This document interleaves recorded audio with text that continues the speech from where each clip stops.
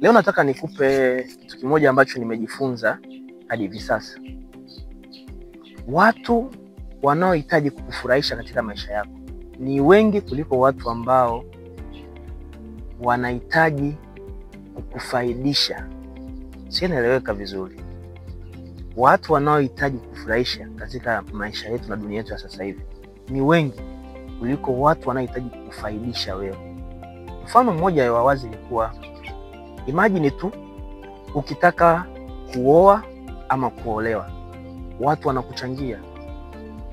Tena wengine wanasema kabisa, mimi nitachangia milioni 2. Wengine wanasema, mimi kuhusu vinywaji niacheni mimi. Nakuta gharama yake imeenda hapo ni labda milioni 5 zimeisha. Wengine zaidi kabisa, ni milioni 1.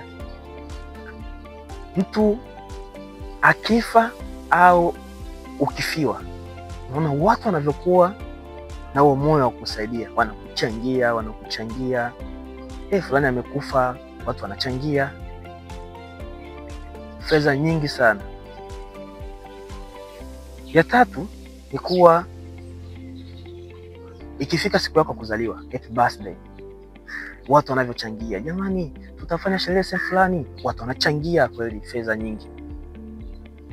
Lakini ukiwaambia, jamani, mimi na miogo yangu pale shamba, nilichokuwa nahitaji tu mtaji wa milioni 2 tu. Ndugu yangu, hapo huwezi kuchangiwa. Jamani, nataka kuanzisha project fulani hapa, nataka nianze kilimo cha miogo. Nimeona ndugu yangu pale alilima miogo na akapata fedha kweli, ameingiza milioni 5 kwa miogo aliyolima. Kwa mimi nahitaji mtaji wa milioni 2 ili kiujumla nikipata milioni 2 naweza nikapata faida hadi milioni 3, nikawa na milioni 5 tayari.